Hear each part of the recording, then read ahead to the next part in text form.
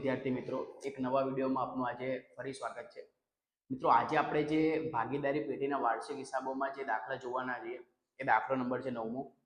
અને મિત્રો, આ બોર્ડ માટે કમ્પ્લીટ મોસ્ટ ઇમ્પોર્ટન્ટ પ્રશ્ન છે. તમે માનો ના માનો, બટ આ એક્ઝામમાં કાયદેસર આવી શકે છે. ઓકે. અને પાછળની એક્ઝામ માર્ચ 2019માં બી આ પૂછાયેલો છે. હને? તો ત્યારે બી તમને આ મોસ્ટ ઇમ્પોર્ટન્ટ હતો. બરોબર, માર્ચ 2019માં પૂછાયેલો છે. તો મિત્રો, આજે આપણે આ વિડીયોના અંદર આખો આ સમ જોવાના છીએ, એના જે હવાલા છે એ સમજવાના છીએ. તમે જે હવાલા અહીંયા શીખશો મિત્રો, એ ટ્રીક બેઝ હશે. ટ્રીક બેઝ એટલે કે તમને આસાનીથી તમે હવાલા કરી શકશો. જો તમે એન્ડ સુધી વિડીયો જોશો ને તો મિત્રો તમને આ આખો દાખલો આવડી જ જશે. એનું કારણ એ છે કે હું તમને જે આ હવાલા છે મિત્રો, આ ટ્રીકથી કરાવવાનો છે. ટ્રીકથી એટલે જે આની બે અસરો છે એ તમારે યાદ નહીં રાખવી પડે. ઓકે. તો જો તમે આ વિડીયો જોશો તો આજ પછીના કોઈ પણ હવાલા હશે એની તમે બે એન્ટ્રી કમ્પ્લીટ આપી દેશો. ડન? ચલો, હવે હું તમને એક મિત્રો શું કહું છું કે ગમે ત્યારે તમારે દાખલો ગણવો હોય તો સૌથી પહેલા તમારે હવાલા ટીક કરવા પડે કે હવાલાની એન્ટ્રી ક્યાં ક્યાં થશે. બટ એના પહેલા મિત્રો તમે જુઓ ને તો અહીંયા ધ્યાનથી તમે એક વસ્તુ ઓબ્ઝર્વ કરો તો અહીંયા વેચાણ આપેલું છે કે નહીં? અને આને ખરીદી કહેવાય. એનું મતલબ શું થયું કે હાલ બધા ખાતા બને અને અહીંયા ભાગીદારના મૂડી ખાતા છે તો મૂડી ખાતા બનશે. તો મેં કમ્પ્લીટ આટલા ખાતા દોરી લીધા છે. તમે જોઈ શકો છો. વેપાર ખાતું મેં શોર્ટમાં લખ્યું છે, નફા નુકસાન ખાતું, નફા નુકસાન ફાળવણી ખાતું, ભાગીદારના મૂડી ખાતા અને આ પાકું સરવૈયું. ઓકે. તો અહીંયા અમુક વખતે મિત્રો મૂડી ખાતાની જગ્યાએ ચાલુ ખાતા બને છે, પણ હું તમને આગળના વિડીયોમાં ક્યાંક સમજાવીશ કે ચાલુ ખાતા ક્યારે બનશે. હાલ તો મૂડી ખાતા જ બને છે. ડન? ચલો, તો આટલી વસ્તુ આપણે અહીંયા લખી લીધી છે. આના પછી મિત્રો હવે આપણે જે ટીક કરીશું ને એ હવાલા છે. તો આવો હવાલા કેમના ટીક કરવાના છે. સૌથી પહેલા તમે અહીંયા સમજો કે મિત્રો મને શું કહે છે ખબર કે મૂડી પર છે ને 8% અને ઉપાડ પર 12% વ્યાજ ગણવાનું છે. તો મિત્રો તમે મૂડી અને ઉપાડ શોધીને ટીક કરી દો. તો જુઓ મિત્રો, મૂડી આ છે આપણી, તો મેં આ મૂડી અહીંયા ટીક કરી લીધી છે. ઓકે. અને આને ઉપાડ કહેવાય તો મેં ઉપાડ બી ટીક કરી લીધી છે. આના પર મિત્રો પહેલો હવાલો છે એટલે હું પહેલો અહીંયા ટીક કરી દઉં છું. આની ગણતરી હું તમને હવાલામાં શીખવાડીશ કેમની ગણતરી થશે. ચલો, બીજો હવાલો મને શું કહે છે કે ઉધાર વેચાણ નોંધ કરવાની બાકી છે અને વેચાણ નોંધનો સરવાળો ભૂલથી 2000 વધુ ગણાયો છે. હવે મિત્રો તમને થોડો બી ખ્યાલ હોય કે જે વેચાણ છે, મિત્રો જે વેચાણ હોય ને, વેચાણ એનો સંબંધ છે ને, એનો સંબંધ સીધો દેવાદાર જોડે છે. કોના જોડે છે? દેવાદાર. એનું મતલબ શું કે તમે જ્યારે મિત્રો ઉધાર માલ વેચો ને તો તમારા દેવાદાર સામે વધે. તો અહીંયા બી એ જ છે. જો જેમ જેમ તમારા વેચાણ વધશે મિત્રો, સમજો, એમ સાથે સાથે તમારા દેવાદાર વધતા જશે. જો વેચાણ તમારું ઘટે છે ને તો મિત્રો દેવાદાર બી તમારું ઘટશે. હવે દેવાદારના તમારે 3 નામ યાદ રાખવાના છે. એક દેવાદાર ખુદ, અને બીજું એને લેણું કહેવાય, અને ત્રીજું એનું નામ ગ્રાહક છે. શું છે? ગ્રાહક. તો મિત્રો આ એના કોમન નામ છે જે તમે યાદ રાખેલો, પરીક્ષામાં તમને કામ લાગશે. તો વેચાણમાં જો નોંધ કરવાની બાકી હોય તો મિત્રો વેચાણ તો ટીક થાય, સાથે સાથે દેવાદાર બી ટીક થશે. તો તમે અહીંયા ધ્યાનથી એક વસ્તુ જુઓ કે ઉધાર વેચાણ નોંધ કરવાનું બાકી, તો તમે વેચાણને તો ટીક કરો જ, થઈ ગયું. સાથે સાથે તમારું જે દેવાદાર છે એ બી ટીક થશે. તો દેવાદાર નથી તો અહીંયા મેં કીધું લેણું છે ને એ જ દેવાદાર છે મિત્રો, તો તમે આ લેણાને બી તમે ટીક કરી લો. ડન? ચલો, થઈ ગયું. પછી જે તમને અહીંયા કીધું છે સરવાળો ભૂલથી 2000 વધુ ગણાયો છે, એ બી હું તમને સમજાવીશ કેમની આની એન્ટ્રી હશે. એ વેચાણમાં ટીક થશે. ચલો, થઈ ગયું. ત્રીજું સોરી કે છે 2000 વધારાની ઘાલખાદ માંડી વાળો. તો મિત્રો ઘાલખાદ હંમેશા દેવાદાર ઉપર ગણાય. બરોબર, તમે ધોરણ 11માં બી ભણ્યા હશો કે ઘાલખાદ હોય એ લેણા ઉપર એટલે કે દેવાદાર ઉપર ગણાશે. તો આ બી મેં ટીક કરી લીધું છે. ઓકે. ચલો, ચોથું મને શું કહે છે કે 4000 નું ફિટિંગ્સ નકામું થયું. મિત્રો ફિટિંગ્સ નકામું થયું છે એટલે ફર્નિચર, તો ફર્નિચર ફિટિંગ્સ તમે ટીક કરી લો. ચલો, આ બી થઈ ગયું. મિત્રો એના પછી જે હવાલો છે પાંચમો હવાલો સમજો કે ગ્રાહકને માલ પૂરો પાડવાનો કરાર નહીં કરી શકવા બદલ કોર્ટે તેને 4000 રૂપિયા દાવો મંજૂર કર્યો છે એના ઉપર. તો મિત્રો આને તમે સ્ટાર કરો, કેમ કે આ હવાલો ક્યાંય ટીક નહીં થાય. આ હું તમને સમજાવીશ કેમનું આ ટીક થશે, એટલે કેમની આની એન્ટ્રી હશે. ડન? ચલો, છઠ્ઠો જે હવાલો છે સમજો મિત્રો, આ હવાલો બહુ કામનો છે. મને એમ કહે છે કે ચૂકવવાની બાકી મજૂરી 2000 મજૂરી ખાતે નોંધાઈ છે. જોજો ધ્યાનથી. પરંતુ મિત્રો આ જે એન્ટ્રી છે ને, આ એન્ટ્રી કહે છે કે બાકી મજૂરી જે હતી એ કાચા સરવૈયામાં નોંધવાની રહી ગઈ છે. તો સર આ શું કહેવા માંગે છે સમજો. તમારી જે 2000 મજૂરી હતી ને મિત્રો, એ તો મજૂરીના અંદર નોંધાઈ ગઈ છે એટલે એ એન્ટ્રી થઈ ગઈ છે. પણ મને અહીંયા શું કહે છે ખબર, કે આ જે ચૂકવવાની જે બાકી મજૂરી હતી ને એ કાચા સરવૈયા એટલે કે અહીંયા નોંધવાની રહી ગઈ છે. તમે જુઓ છો મિત્રો, આને કાચું સરવૈયું કહેવાય, અહીંયા નોંધવાની રહી ગઈ. હવે મિત્રો જે પણ ચૂકવવાનું બાકી હોય એને દેવું કહેવાય. શું કહેવાય? દેવું. અને દેવાની બાકી હંમેશા જમા હોય. કેવી હોય? જમા. તો આપણે અહીંયા એની એન્ટ્રી કરવાની થશે. સમજો છો, જેમ આ બધી એન્ટ્રી છે એમ એક એન્ટ્રી અહીંયા રહી ગઈ, બરોબર. એનું નામ છે ચૂકવવાની બાકી મજૂરી, એટલે હું અહીંયા લખી દઉં છું ચૂકવવાની બાકી મજૂરી. સમજાય છે મિત્રો? હવે આ જે ચૂકવવાની બાકી મજૂરી છે ને એ ₹4000 છે, એટલે હું અહીંયા 4000 બી લખી લઉં છું. ફરીથી મિત્રો, આ જે એન્ટ્રી હતી એ ખરેખર અહીંયા થઈ ગઈ છે, બટ કહેવા શું માંગે છે કે આ જે એન્ટ્રી છે એ કાચા સરવૈયામાં નોંધવાની રહી ગઈ છે, એટલે મેં અહીંયા લખી દીધું છે ચૂકવવાની બાકી મજૂરી. ડન. તો આ કમ્પ્લીટ તમે જોઈ શકો છો, મેં બધા હવાલા ટીક કરી દીધા છે. અને આ જે છેલ્લો હવાલો હતો ખરેખર એ કાચા સરવૈયામાં નોંધવાનું રહી ગયું છે, એટલે મેં આને અહીંયા નોંધી દીધું છે. ડન. હવે આપણે કમ્પ્લીટ બધાની એન્ટ્રી આપતા જઈશું અને આગળ આ દાખલો શીખીશું. ચલો ડન. મિત્રો, જે ઉપાડ છે, ઉપાડ ક્યાં આવે તો કે યાદ કરો, ઉપાડ ભાગીદારના મૂડી ખાતામાં ઉધાર બાજુ આવે કે નહીં મિત્રો? આને આપણે એન્ટ્રી અહીંયા આપીશું. ડન. એટલે આપણે અહીંયા લખીશું ઉપાડ.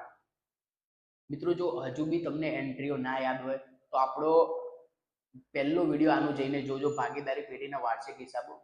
એના અંદર મેં કમ્પ્લેટ બોલે તો એના અંદર મેં બધી એન્ટ્રી સમજાયેલી છે. જો તમે એ એન્ટ્રી જોઈ લેશો ને મિત્રો, 20 મિનિટનો સમથિંગ વિડીયો છે, બરોબર, પણ તમને કમ્પ્લીટ એ યાદ રહી જશે, બધી એન્ટ્રી યાદ રહી જશે. ઓકે. તો જો હાલ બી ના જોયો હોય તો તમે ત્યાં જાઓ અને આપણી એન્ટ્રી વાળો વિડીયો કમ્પ્લીટ જોઈ નાખો, એટલે તમને જે આ એન્ટ્રી છે એમાં તમને ક્યાંય લોચા નહીં પડે મિત્રો. ડન. ચલો, હવે જે ઉપાડ છે મિત્રો અહીંયા લખાશે. ચલો, પાર્થિવનો ઉપાડ કેટલો છે તો કે 4800 અને પ્રિયાનો ઉપાડ છે 3200, તો મેં અહીંયા લખી દીધા છે. હવે મિત્રો અહીં ધ્યાન આપો, અહીંયા મને કીધું છે ખરીદીની ચોખ્ખી પડતર. ખરીદીની ચોખ્ખી પડતર એટલે ખરીદી છે. જો અહીંયા મને આ નોંધમાં કીધેલું બી છે, તો જે ખરીદી છે એ હું અહીંયા લખી દઉં છું. ચલો, થઈ ગયું. હવે જે ખરીદી છે એ ખરીદી છે 1,06,000. હવે તમે મને એમ કહેશો કે સર આના પર તો કોઈ હવાલો નથી, તો તમે આને કેમ અહીંયા લખો છો? તો મિત્રો, આગળ જઈને ક્યાંક આની એક એન્ટ્રી આવશે જે આના અંદરથી બાદ થશે, હું તમને સમજાવીશ. ચલો, બરોબર. માલ સ્ટોક. મિત્રો, માલ સ્ટોક એ આખરનો સ્ટોક છે. તમે જોઈ શકો છો કે અહીંયા 17ની તારીખ છે, 31/3/17. ઓકે. તો આ આખરનો સ્ટોક છે અને આખરના સ્ટોકની એન્ટ્રી મિલકત લેવામાં આવે, એક સિંગલ એન્ટ્રી મિલકત લેવામાં આવશે. તો અહીંયા તમે લખો આખરનો સ્ટોક. બરોબર. આ જે આખરનો જે સ્ટોક છે એ 28,000 આની મને વેલ્યુ આપેલી છે, તો મેં અહીંયા લખી લીધી. પછી મિત્રો તમે જો લેણું, તો લેણું ક્યાં આવે તો કે લેણું અહીંયા જ આવે. લેણાનું જે મેં કીધું એ દેવાદાર કહેવાય. શું કહેવાય? દેવાદાર. એટલે હું અહીંયા કાઉન્સમાં બી લખી દઉં છું દેવાદાર. ચલો, થઈ ગયું. એની જે વેલ્યુ છે એ 48,000 છે, એટલે મેં 48,000 અહીં બી લખી દીધું છે. આ બી થઈ ગયું. ચલો, એના પછી મિત્રો છે મજૂરી અને પગાર. મિત્રો, જો જે આગળ હોય ને એની વેલ્યુ રાખવાની. અહીંયા આગળ મજૂરી છે ને, મજૂરી, તો મજૂરી ક્યાં આવે તો કે વેપાર ખાતામાં, બરોબર. પણ જો પગાર મજૂરી હોત ને તો અહીંયા લખાશે, પણ હાલ મજૂરી પગાર છે એટલે અહીંયા લખાશે. જો તો હું અહીંયા એન્ટ્રી આપી દઉં છું મજૂરી પગાર. થઈ ગયું મિત્રો. એની વેલ્યુ 10,000 છે, મેં અહીંયા લખી દીધી. ડન. ચલો, પછી વેપાર ખર્ચ. મિત્રો, વેપાર જે ખર્ચ આવે એ નફા નુકસાન ખાતાની ઉધાર બાજુ આવે, ભૂલતા નહીં આ, બરોબર. બધી એન્ટ્રી મેં તમને કરાયેલી છે. વેપાર ખર્ચ. ચલો, વેપાર ખર્ચ જે છે એ 16,000 રૂપિયા અહીંયા હું લખી દઉં છું. પછી મિત્રો, જો તમે મકાન જે છે ને, મકાન એ મિલકત છે, તો મકાન મિલકત લેણા બાજુ લખાશે, તો હું અહીંયા લખી દઉં છું મકાન. ચલો, કેટલાનું મકાન છે તમે જોઈ શકો છો, 50,000 મિત્રો મકાન છે, તો 50,000 મેં અહીંયા લખી દીધા. થઈ ગયું. આ રીતે લખતા જાઓ. એના પછી મિત્રો છે ફર્નિચર. તો ફર્નિચર ક્યાં આવે તો કે ફર્નિચર બી મિલકત છે, ફર્નિચર બી અહીંયા લખાશે. થઈ ગયું. ચલો, ફર્નિચર મિત્રો 10,000 નું છે, પણ મિત્રો આના પર હવાલો છે દોસ્ત, એટલે આપણે આને આ રીતે લખીશું. સમજો છો કે નહીં મારી વાત? થઈ ગયું. ચલો, પછી ઓફિસના સાધનો. મિત્રો, કોઈ પણ સાધન હોય એ આપણી મિલકત જ કહેવાય, તો ઓફિસના જે સાધન છે એ બી તમે અહીંયા લખો, બરોબર. ઓફિસના સાધનો બી મિલકત લેણા બાજુ આવે, તો ઓફિસ સાધનો તમે અહીંયા લખી દો. ચલો, કેટલા ઓફિસ સાધનો છે તો કે સર ઓફિસ સાધનો છે 4,000, તો મેં 4,000 અહીંયા લખી દીધા છે, બરોબર. મિત્રો, આ કિંમત તમે જોતા રહેજો. બની શકે તો તમારી જે ટેક્સ્ટ બુક છે એને બી ઓપન રાખજો, એટલે તમે સાથે સાથે લખતા જાઓ. ચલો, એના પછી મિત્રો છે પેકિંગ સામગ્રી સ્ટોક. મિત્રો, બધા સ્ટોક એ આપણી મિલકત કહેવાય, બસ શરૂઆતના સ્ટોકને છોડીને. શરૂઆતનો જે સ્ટોક હોય એ વેપાર ખાતાની ઉધાર બાજુ અહીંયા આવે, એકદમ સ્ટાર્ટિંગમાં. બટ એના સિવાય કોઈ બી સ્ટોક આપણી મિલકત છે. તો અહીંયા તમે લખો પેકિંગ સામગ્રી સ્ટોક, બરોબર. ચલો પેકિંગ સામગ્રી સ્ટોક, જે પેકિંગ જે સામગ્રી સ્ટોક છે એ મિત્રો 4000 છે, એટલે તમે અહીંયા આને લખી દો. આ બી થઈ ગયું, ડન. ચલો પછી રોકડ શિલક છે મિત્રો, રોકડ શિલક બી 2000 છે, તો રોકડ શિલક આપણી મિલકત કહેવાય, એને બી તમે અહીંયા લખી દો. ચલો ડન, રોકડ શિલક 2000. તો આની એન્ટ્રી બી મિત્રો મેં લખી દીધી છે, ડન. હવે ઉધારની મિત્રો બધી એન્ટ્રી થઈ ગઈ, હવે વારો આવે છે જમાનો. ચલો મિત્રો મૂડી આવી. મૂડી ક્યાં લખાય? તો મિત્રો મૂડી લખાય ભાગીદારના મૂડી ખાતામાં જમા બાજુ. કઈ બાજુ લખાય? જમા. યાદ રાખજો, મૂડી અહીંયા ના લખી દેતા, બરોબર, એ ખોટી થશે. અહીંયા લખો બાકી આગળ લાવ્યા. તો મિત્રો અહીંયા જે મૂડી છે એ પાર્થિવની 24 અને પ્રિયાની 16 છે, એટલે તમે અહીંયા લખો 24000 અને 16000. ચલો થઈ ગયું. આ પછી મિત્રો છે વેચાણ. વેચાણની કિંમત છે 2 લાખ. વેચાણ ભાગીદારના વેપાર ખાતામાં જમા બાજુ આવે, એટલે તમે અહીંયા વેચાણ લખી દો, બરોબર. આના પર હવાલો છે અને આની વેલ્યુ છે 2 લાખ, એટલે હું એ રીતે લખી દઉં, ડન. ચલો દેવું. મિત્રો દેવું એટલે શું? તો કે દેવું એટલે મૂડી દેવા બાજુ આવે. ક્યાં આવે? મૂડી દેવા, સમજો છો? ચલો આ મૂડી દેવા બાજુ તમે અહીંયા લખો દેવું. અને મિત્રો ના ખબર હોય તો હું તમને કહી દઉં, આને લેણદાર કહેવાય. શું કહેવાય? લેણદાર. તો એક આ એન્ટ્રી બી તમે યાદ રાખજો. ચલો દેવું જે છે એની વેલ્યુ કેટલી છે? 30000, એટલે તમે અહીંયા 30000 લખી દો. હવે મિત્રો એક અહીંયા યાદ રાખો, જો નમૂના તરીકે વેચેલ માલ આવ્યો છે મિત્રો, આની એન્ટ્રી શું હોય સમજો. આની એક એન્ટ્રી શું હોય? નમૂના તરીકે જે વેચેલ માલ હોય એને એક પ્રકારની જાહેરાત કહેવાય કે તમે જાહેરાત કરી છે. પણ ગમે ત્યારે તમે જાહેરાત કરો, નમૂના તરીકે માલ વેચો ને, તો તમે તમારી ખરીદીમાંથી માલ વેચી રહ્યા છો, એટલે ખરીદીમાંથી આપી રહ્યા છો. તો તમારી ખરીદી એને ઓછી થાય. કેવી થાય? ઓછી, બરોબર. તમે સમજો, જેમ કે તમે નમૂના તરીકે માલ વેચ્યો છે, બરોબર, ઉપાડ તરીકે માલ લઈ ગયા છો, ધર્મદામાં માલ આપ્યો છે, તો એવી સિચ્યુએશનમાં તમારી જે ખરીદી હોય મિત્રો એ ઓછી થાય. કેવી થાય? ઓછી. તો ખરીદીમાંથી તમારે બાદ કરવાનું છે. અહીંયા લખો, શું લખશો? માઇનસ નમૂના તરીકે, માઇનસ નમૂના તરીકે વેચેલ માલ. ઓકે, તો આ રીતે તમે ડાયરેક્ટ અહીંયા એન્ટ્રી આપશો, અહીંયાથી ખરીદી ઓછી કરશો. ચલો મિત્રો કેટલાની ખરીદી હતી? 2000ની. તો આ 2000 તમે અહીંયા માઇનસ કરો. ઓકે, તો આનો જવાબ આવશે 1,04,000. થઈ ગયું કે નહીં? તો આની તમે એન્ટ્રી આપી દીધી છે. એના પછી મિત્રો છે બેંક ઓવરડ્રાફ્ટ. બેંક ઓવરડ્રાફ્ટ મૂડી દેવા બાજુ આવે. ઓકે, તો અહીંયા તમે લખી દો બેંક ઓવરડ્રાફ્ટ. ચલો બેંક ઓવરડ્રાફ્ટની જે વેલ્યુ છે 14000 છે, એટલે હું 14000 ડાયરેક્ટ અહીંયા લખી લઉં છું. જોજો મિત્રો, ડન. ચલો એના પછી ચૂકવવાની બાકી મજૂરી. જે પણ ચૂકવવાનું બાકી હોય, સમજજો. આ આયુ ક્યાંથી? તો મેં તમને સમજાયું, જે છઠ્ઠો હવાલો છે આપણો લાસ્ટ વાળો, એની જે મજૂરી હતી ને, મજૂરી એ ખરેખર મજૂરી તો નોંધાઈ ગઈ છે, પણ એ જે ચૂકવવાની બાકી મજૂરી છે ને એ કાચા સરવૈયામાં નોંધવાની રહી ગઈ છે. તો એની એન્ટ્રી મિત્રો આપણે અહીંયા આપી દીધી છે. હવે તમે શું કરશો? તો કે આની એક એન્ટ્રી સિંગલ આપી દેશો, બસ પૂરું થઈ ગયું. તો હવે ચૂકવવાની જે બાકી મજૂરી છે એ જેમ એન્ટ્રી આ બધી હતી એમ આ બી એક એન્ટ્રી છે. ચલો ચૂકવવાની બાકી મજૂરી ક્યાં આવે? તો કે મૂડી દેવાનું. તો અહીંયા તમે લખી દો ચૂકવવાની બાકી મજૂરી. સમજાય છે મિત્રો? આ એકદમ સ્મૂથલી હવાલો છે, બરોબર. બસ આની એન્ટ્રી તમે અહીંયા આપો અને આની એક એન્ટ્રી આપી દો એટલે વાર્તા થઈ જાય પૂરી. હવે તમે જુઓ, મારી આ એન્ટ્રી થઈ ગઈ છે પૂરી. હવે હું સોલ્વ કરીશ હવાલા. ચલો રેડી મિત્રો, આવજો. જો પહેલો હવાલો મને શું કહે છે? મૂડી પર 8% લેખે વ્યાજ ગણવાનો છે. હવે આપણી જે ટ્રીક છે ચાલુ થાય છે, ધ્યાનથી સમજજો મિત્રો.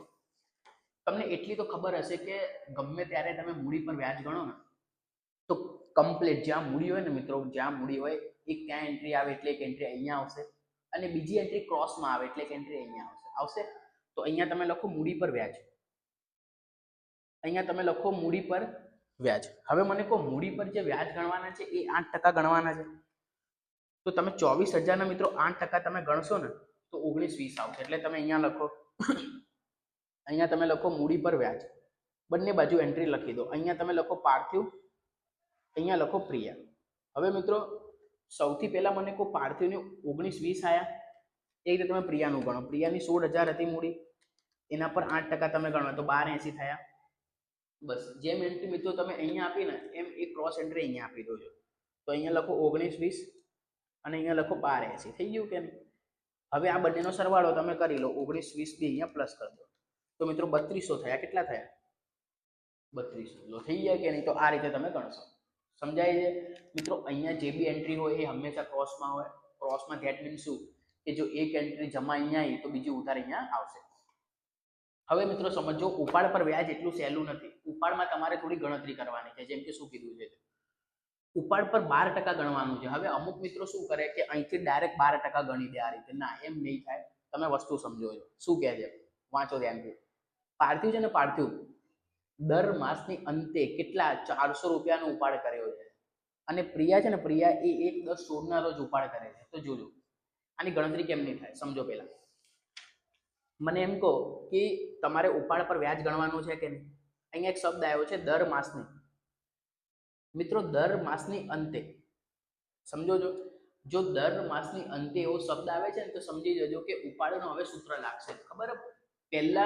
પહેલો જે પાઠ છે એના અંદર ઉપાડનો જે સૂત્ર છે તમને યાદ હોવું જોઈએ. શું સૂત્ર છે? તો કે I બરાબર PRN છેદમાં 100. થઈ ગયું મિત્રો? અહીંયા જે દર માસની અંતે ઉપાડ કરે છે ને, તમે જો દર માસની અંતે એ આપણો P છે. કેમ કે દર મહિના એટલે દર મહિના હોય ને, દર મહિના એના અંદર એ દર માસની અંતે 400 રૂપિયાનો ઉપાડ કરી લે છે. તો આ તમારો P છે. તો અહીંયા લખો 400. અને મિત્રો જે R છે, R જે છે, R ને તમે શું કહેશો કે તમારા ટકા, રેટ ઓફ ઇન્ટરેસ્ટ, બરોબર? 12%. તો અહીંયા તમે 12 લખી દો. અને મિત્રો દર માસની અંતે આવે ને, અંતે, તો તમારું N શું હોય? 66/12. યાદ રાખજો, N શું હોય? 66/12. કમ્પ્લીટ. અને દર માસની શરૂઆતમાં કે ને, શરૂઆતમાં મિત્રો દર માસની શરૂઆતમાં કે તો N બરાબર 78/12 આવે. આ બી મેં તમને પહેલા પાર્ટના અંદર કરાયેલું છે. તમે એ બી વિડીયો જોઈ શકો છો. મેં એ બી અપલોડ કરેલો છે. ઓકે, તો N બરાબર 78/12. પણ અહીંયા દર માસની અંતે કહે છે એટલે તમે લખશો 66/12 લખશો. પછી ગુણ્યા તમે અહીંયા કરશો 100. થઈ ગયું? હવે મિત્રો આનો જો તમે છેદ ઉડાવો, છેદ, તો જો કેમનું થાય? આ તો કપાઈ ગયું. એટલે તમે આ બેનો ગુણાકાર કરીને 100 વડે ભાગી દો. તો 400 ગુણ્યા 66 ભાગ્યા તમે 100 કરો એટલે તમને 264 મળ્યા. 264. સમજો છો કે નહીં? મિત્રો આ જે ઉપાડ હતો ને એ ખરેખર પાર્થિવનો હતો. યાદ રાખજો, આ જે ઉપાડ હતો એ ખરેખર કોનો હતો? પાર્થિવનો. એટલે મેં પાર્થિવ લખી દીધું છે. આમ મને ઉપાડનો વ્યાજ મળી ગયો છે. હવે મિત્રો તમે સમજો પ્રિયાનો. પ્રિયા છે ને, પ્રિયામાં સિમ્પલ ગણતરી છે. જો પ્રિયા શું કરે છે ખબર? પ્રિયા 1/10/16 ના રોજ ઉપાડ કરે છે. તો સિમ્પલ છે. મને કહો પ્રિયાનો ઉપાડ કેટલો છે? તો કે સર પ્રિયાનો ઉપાડ 3200 છે કે નહીં? હવે પ્રિયાના ઉપાડ પર કેટલા ટકા વ્યાજ ગણાય? તો કે ફરી 12% જ ગણાય. એટલે તમે અહીંયા 12% ગણો. ચલો, થઈ ગયું? એટલે તમે શું કરશો ખબર? આ 3200 ના તમે 12% કરો તો 384 આયા કે નહીં? તો તમે અહીંયા લખો 384. પણ આ તો મિત્રો આખા વર્ષનું છે ને. પ્રિયા જે ઉપાડ કરે છે ને, ઉપાડ ક્યારે કરે છે? તમે જુઓ, પ્રિયા જે ઉપાડ કરે છે એ ઉપાડ કરે છે 1/10/16 ના રોજ. કરે છે કે નહીં? તો મિત્રો 1/10/16 ના રોજ ઉપાડ કરે તો આના પર જે વ્યાજ હોય ને એ બી એટલા મહિનાનું જ ગણાય. સમજો કઈ રીતનું? તો કે સર એનો વર્ષ હવે ક્યારે પૂરો થાય ખબર? એનો વર્ષ હવે પૂરો થાય 31/3/17 ના રોજ. થશે કે નહીં? તો હવે તમે મહિના ગણો છો મિત્રો. 10મો, 11મો, 12મો, 1, 2 અને 3. તો મિત્રો 6 મહિનાનું જ વ્યાજ ગણાશે. સમજો છો મારી વાત? આ તો આખા વર્ષનું છે.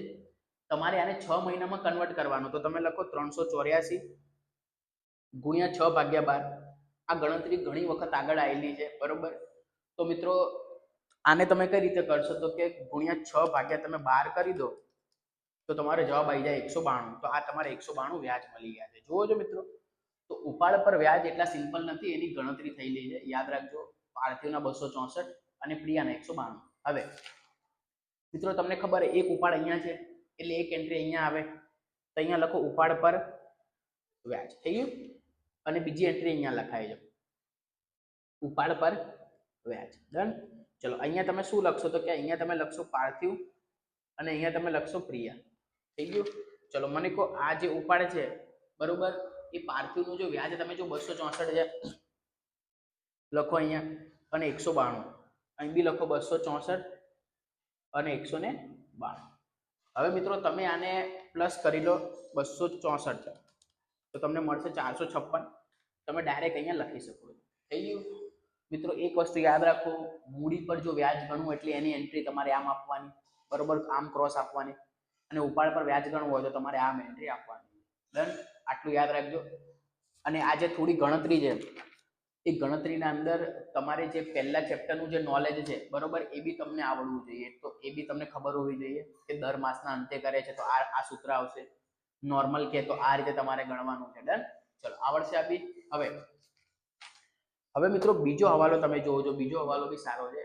એ છે 10,000 ઉધાર વેચાણ નોંધ કરવાની બાકી છે. સમજો મિત્રો, આપણું જે વેચાણ હતું ને, આપણું વેચાણ હતું 2 લાખનું. હવે આ લોકો શું કહે છે કે આમાં બી હજુ 10,000 તો નોંધ કરવાની બાકી છે. સમજો છો કે નહીં? તો એનો મતલબ શું કે આપણું વેચાણ તો વધશે કે નહીં? વધશે. તો તમે અહીંયા શું લખશો ખબર? અહીંયા લખશો પ્લસ નોંધ કરવાનું બાકી. સમજાય છે? કેટલા રૂપિયા નોંધ કરવાનું બાકી છે? તો કે 10,000. તો આમાં તમે પ્લસ કરો. જો આમાં પ્લસ કરો મિત્રો, 2 લાખ હતા, એમાં 10,000 તમે પ્લસ કરો તો 2,10,000 થઈ ગયા કે નહીં?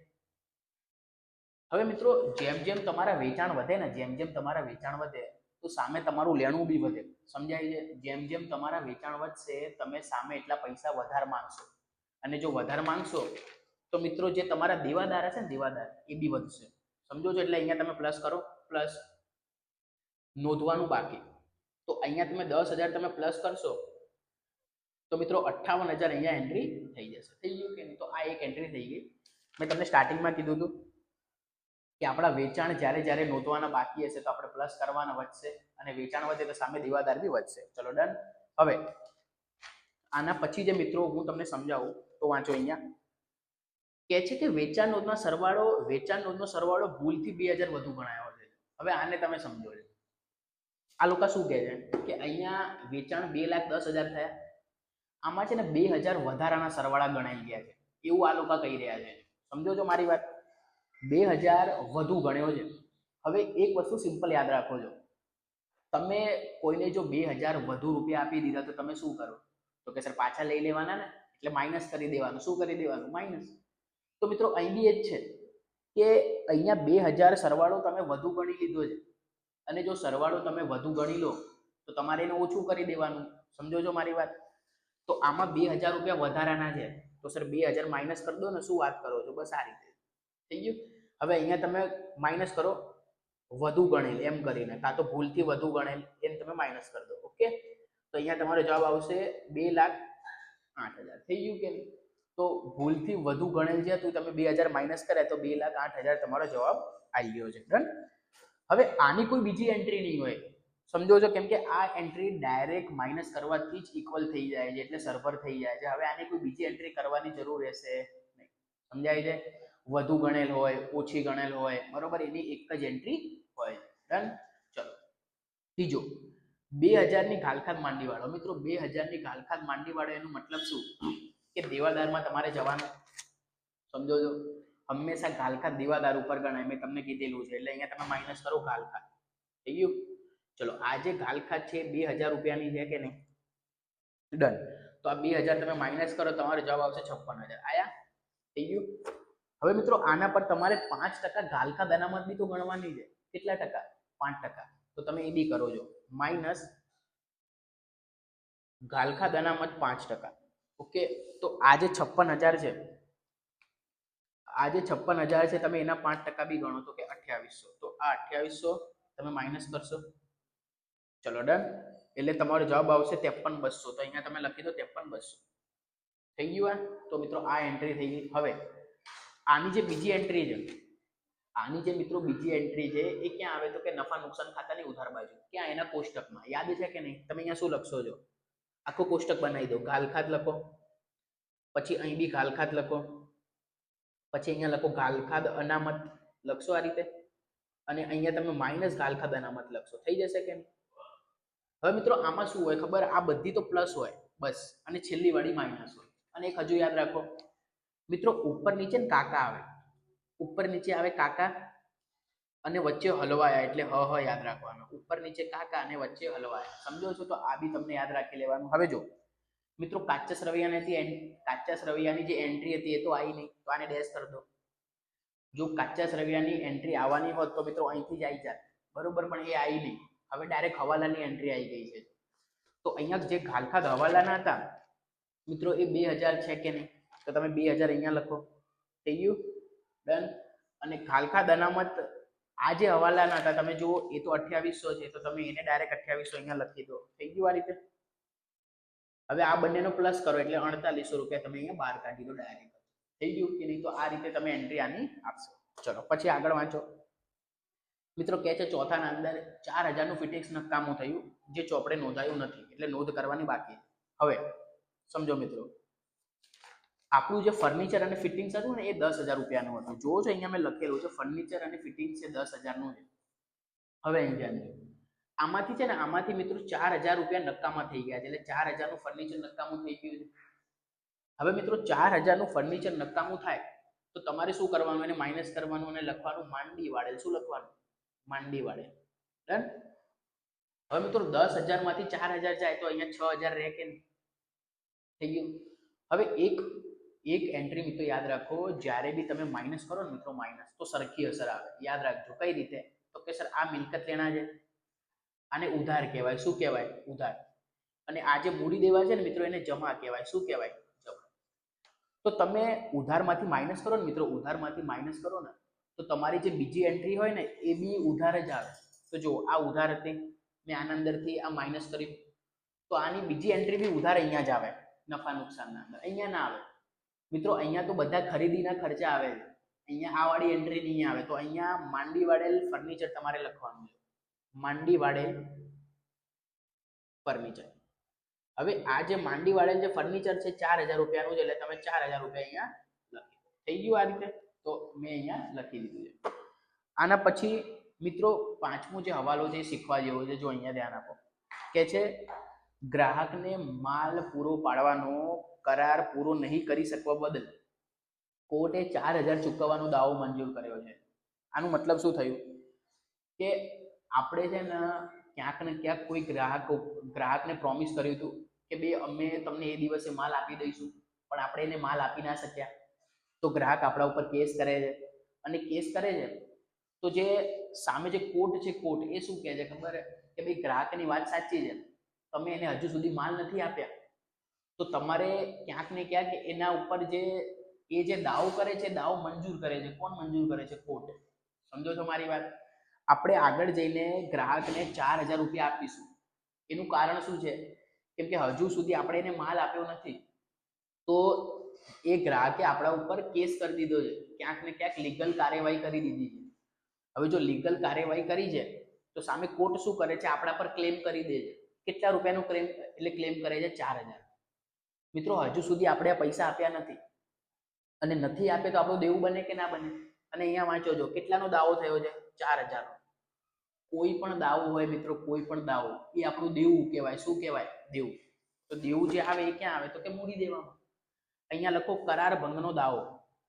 કરાર ભંગનો દાવો. મિત્રો આ જે દાવો થયેલો છે એ દાવો છે 4000 રૂપિયાનો. તો તમે અહીંયા લખો 4000 રૂપિયા. થઈ ગયું કે નહીં? ડન. હવે મિત્રો આ જે તમે એન્ટ્રી આપી ને જમા આપી, તમે ડાયરેક્ટ ક્યાં બી જમા એન્ટ્રી આપો ને તો બીજી એની વિરુદ્ધ આવે. કેવી આવે? વિરુદ્ધ. વિરુદ્ધ એટલે શું? તો કે જમાનો વિરુદ્ધ એટલે શું? તો કે ઉધાર. તો મિત્રો ઉધાર આને કહેવાય. જો નફા નુકસાન અહીંયા ના આવે, અહીંયા ખરીદીના ખર્ચા જ આવે, બીજું કંઈ ના આવે. મેં તમને આખી વિગત મોઢે કરાયેલી છે. આ તો કથમ ડેમરેજ રોકા ગોવાથી. ડન. તો અહીંયા જે બી લખાશે એ અહીંયા આવશે. શું લખાશે? કરાર ભંગનું નુકસાન. કરાર ભંગનું નુકસાન. થઈ ગયું? તો મિત્રો અહીંયા જે આપણને નુકસાન થયું છે 4000 રૂપિયાનું નુકસાન થયેલો છે. ચલો ડન. તો આ રીતે આપણે એને લખીશું. આવડશે આ બી? તો આ બધી એન્ટ્રી મારી થઈ ગઈ છે.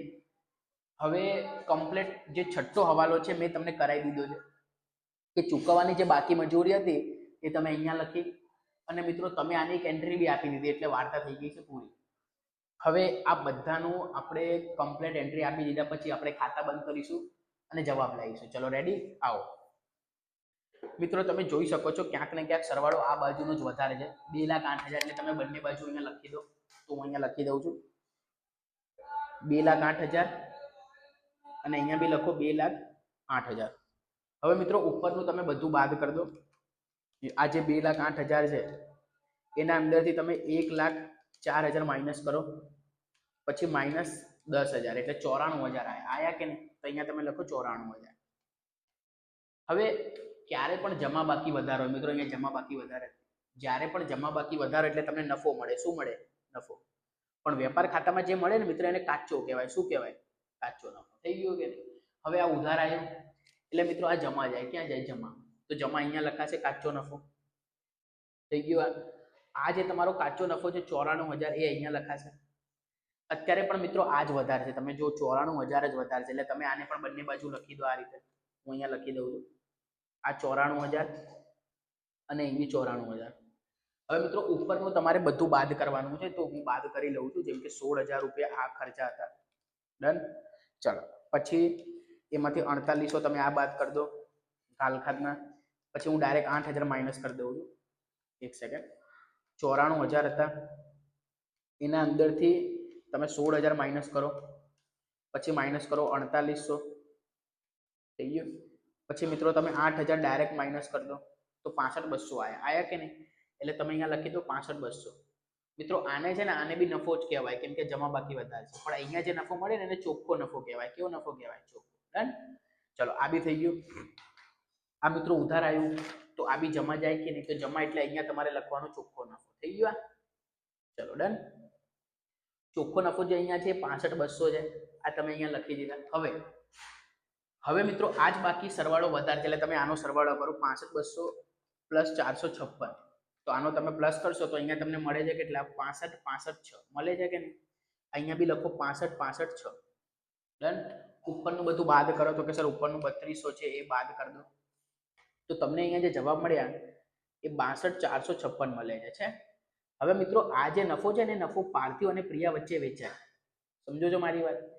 આ જે નફો હોય એ તમારા પાર્થિવ અને પ્રિયા વચ્ચે વેચાય. આને કહેવાય વેચણી પાત્ર નફો. શું કહેવાય? વેચણી પાત્ર નફો.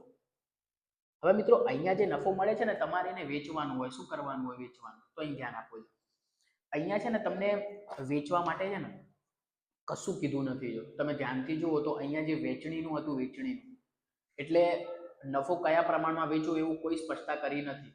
બરોબર. જેમ કે આ હું તમને દાખલો બતાવું 8મા ના અંદર તો અહીંયા મને કીધેલું છે 3:2 ના પ્રમાણમાં. સમજો છો? પણ અહીંયા મને કશું કીધું જ નથી. તો મિત્રો કઈ ના કે તો સરખા પ્રમાણમાં વેચવાનું. કયા પ્રમાણમાં? સરખા પ્રમાણ. તો સરખા પ્રમાણ એટલે શું? તો કે ભાગ્યા 2 કરી દો. 2 ભાગીદાર છે એટલે. તો કેટલું જવાબ આવે છે? તો કે 31,228. અહીં બી લખો 31,228. થઈ ગયું કે? હવે મિત્રો આ જે છે મૂડી સોરી આ જે નફો છે નફો એ ઉધારથી જમા જાય એટલે અહીંયા લખાશે કે નહીં? તો અહીંયા લખો પૂર્ણ મૂલ્યાંકનનો નફો. સોરી પૂર્ણ મૂલ્યાંકન શું? વેચણી પાત્રનો નફો. થઈ ગયું. અને આ જે છે એ 31,228 થઈ ગયો કે?